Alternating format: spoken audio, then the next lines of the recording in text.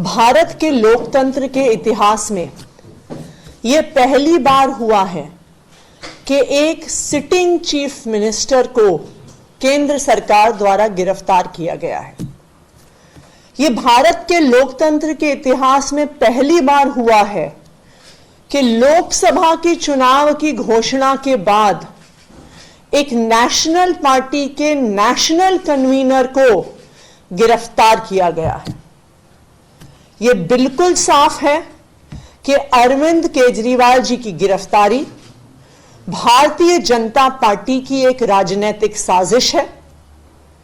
ED का उपयोग करके एक विपक्षी दल के राष्ट्रीय नेता को गिरफ्तार करना एक ऐसे केस में जिसमें 2 साल की इन्वेस्टिगेशन के बाद भी 1 रुपए की भी recovery of proceeds of crime नहीं हुई है, एक ऐसे केस में गिरफ्तार करना जहां पर आज तक ईडी कोर्ट्स के सामने कोई भी सबूत नहीं रख पाई है, सिर्फ और सिर्फ यह दिखाता है कि यह भारतीय जनता पार्टी का डर है, यह प्रधानमंत्री नरेंद्र मोदी जी का डर है।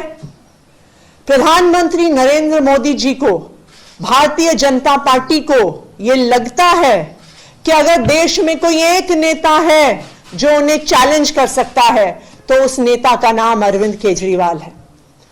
इसलिए भारतीय जनता पार्टी और प्रधानमंत्री नरेंद्र मोदी जी हर संभव कोशिश कर रहे हैं कि वो अरविंद केजरीवाल को कुचल दें, आम आदमी पार्टी को कुचल दें। तभी एक के बाद एक आम आदमी पार्टी के एक एक नेता को गिरफ्तार किया जा रहा है। आज आम आदमी पार्टी के number 1, number 2, number 3, number 4, number 5 के सारे नेताओं को झूठे आरोपों पर भारतीय जनता पार्टी शासित केंद्र सरकार और उनके पॉलिटिकल हथियार एनफोर्समेंट डायरेक्टोरेट ने गिरफ्तार कर लिया है। लेकिन मैं भारतीय जनता पार्टी को यह बताना चाहती हूं कि अरविंद केजरीवाल सिर्फ एक मुख्यमंत्री नहीं है, अरविंद केजरीवाल सिर्फ एक नेता नहीं है, अरविंद केजरीवाल एक विचार है, अरविंद केजरीवाल एक प्रेरणा है। अरविंद केजरीवाल वो आदमी है जो अपनी आईआरएस की नौकरी छोड़कर, इनकम टैक्स की नौकरी छोड़कर दिल्ली की सड़कों पर उतरा था इस देश के लोकतंत्र को बचाने के लिए, इस देश के संविधान को बचाने के लिए। और आज अगर आपने चुनाव से जस्ट पहले अरविंद केजरीवाल को गिरफ्तार किया है, उनको कैंपेन में जाने से रोकने के लिए गिरफ्तार किया है, तो मैं भारतीय जनता पार्टी को बता दूं कि आप एक अरविंद केजरीवाल को गिरफ्तार कर सकते हैं, लेकिन हजारों अरविंद केजरीवाल दिल्ली की सड़कों पे और देश की सड़कों पे उतरेंगे इस देश के लोकतंत्र को बचाने के लिए। आज भारतीय जनता पार्टी ने लोकतंत्र को खत्म करने का कोई प्रयास नहीं छोड़ा। हम देख रहे हैं कि किस तरह से एक के बाद एक सभी विपक्षी दलों पे और सभी विपक्षी नेताओं पे हमले हो रहे हैं। अगर वो भारतीय जनता पार्टी में चले जाते हैं तो उनके खिलाफ केस बंद हो जाते हैं, अगर वो भारतीय जनता पार्टी में जाने से मना कर देते हैं तो उन्हें उठा के जेल में फेंक दिया जाता है। दूसरी तरफ हमने देखा है कि किस तरह से कंपनियों को ईडी और सीबीआई के माध्यम से डरा के, धमका के, उन पे केस करके उनसे इलेक्टोरल बॉन्ड्स के माध्यम से हजारों करोड़ की उगाही करी है भारतीय जनता पार्टी ने। एक तरफ हेमंत सोरेन की गिरफ्तारी होती है, दूसरी तरफ कांग्रेस पार्टी का बैंक अकाउंट फ्रीज होता है। यह आने वाले लोकसभा चुनाव को, आने वाले पूरे देश में होने वाले चुनाव को अफेक्ट करने का तरीका है, विपक्ष को खत्म करने का तरीका है। यह चुनाव को चोरी करने का अगर तरीका नहीं है तो क्या है? आप सारे विपक्षी नेताओं को जेल में डाल दोगे, आप सारी पार्टियों के बैंक अकाउंट फ्रीज कर दोगे तो कोई भी चुनाव कैसे लड़ेगा?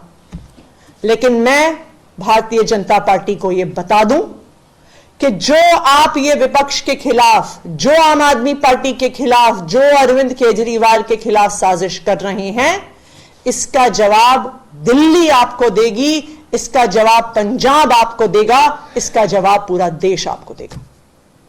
आज एक और चिंता भी है हमारी। देश में पहली बार एक सिटिंग चीफ मिनिस्टर जिनके पास Z+ सिक्योरिटी है, Z+ सिक्योरिटी कवर है, उनको अरेस्ट किया गया है। अब अरविंद केजरीवाल, दिल्ली के मुख्यमंत्री अरविंद केजरीवाल जी की सिक्योरिटी के लिए कौन जिम्मेदार है? आज वो ईडी के ऑफिस के अंदर हैं। उस ऑफिस के अंदर कौन जा रहा है, क्या लेके जा रहा है, इसके लिए कौन जिम्मेदार होगा? तो ये एक बहुत बड़ी चिंता आम आदमी पार्टी की भी है, ये एक बहुत बड़ी चिंता देश की भी है कि क्या केंद्र सरकार ईडी की कस्टडी में अरविंद केजरीवाल को पर्याप्त सिक्योरिटी दे रही है कि नहीं दे रही है। यह केंद्र सरकार का अपना असेसमेंट है कि वो Z+ सिक्योरिटी की आवश्यकता रखते हैं, और एक Z+ सिक्योरिटी की आवश्यकता रखने वाले एक सिटिंग चीफ मिनिस्टर को कस्टडी में रखते हुए ईडी ने उनका क्या सिक्योरिटी का अरेंजमेंट किया है, इस बात को केंद्र सरकार को देश के सामने रखना होगा। Thank you. मैम, आपको क्या लगता है सिक्योरिटी वाला जो आपने सवाल खड़ा किया है, क्या लग रहा है किसी तरीके की साजिश आपको लग रही है कि हो सकती है, या किस तरीके का कंसर्न आप जता रही हैं? देखिए, अरविंद केजरीवाल जी एक Z+ सिक्योरिटी के प्रोटेक्टी हैं। अरविंद केजरीवाल जी इस देश के इतिहास में पहली बार अरेस्ट हुए सिटिंग चीफ मिनिस्टर हैं। हेमंत सोरेन जी की भी जब गिरफ्तारी हुई थी, उन्होंने गिरफ्तारी से पहले इस्तीफा दे दिया था। तो आज ये बहुत बड़ा सवाल है कि एक सिटिंग चीफ मिनिस्टर को जो सिक्योरिटी मिलनी चाहिए, क्या उनको ईडी की कस्टडी में मिल रही है? कौन उस ईडी के ऑफिस में अंदर जा रहा है? जिस लॉकअप में अरविंद केजरीवाल हैं, उस लॉकअप में कौन जा रहा है, उनकी क्या चेकिंग हो रही है, उनके पास क्या मटेरियल है, इस सब के लिए कौन जिम्मेदार होगा? एक कारण है कि एक सिटिंग चीफ मिनिस्टर को, एक संवैधानिक पद पे बैठे हुए व्यक्ति को Z+ सिक्योरिटी दी जाती है, क्योंकि उनके लिए कहीं से भी बड़े सिक्योरिटी के खतरे हो सकते हैं। लेकिन आज जब एक सिटिंग चीफ मिनिस्टर को ईडी की कस्टडी में ले लिया जाता है, तो उनकी सेफ्टी और सिक्योरिटी के लिए कौन जिम्मेदार है, इसका जवाब केंद्र सरकार को देना होगा। सुप्रीम कोर्ट में भी इस पूरे मामले में सुनवाई है, वहां से कितनी उम्मीद है आप लोगों को? देखिए, हम सुप्रीम कोर्ट से ये उम्मीद करते हैं कि सुप्रीम कोर्ट जिसने बार बार कहा है कि लोकतंत्र की हत्या नहीं होनी चाहिए, आज वो सुप्रीम कोर्ट ना सिर्फ आम आदमी पार्टी को, ना सिर्फ अरविंद केजरीवाल को, बल्कि इस देश के लोकतंत्र को भी न्याय देगा।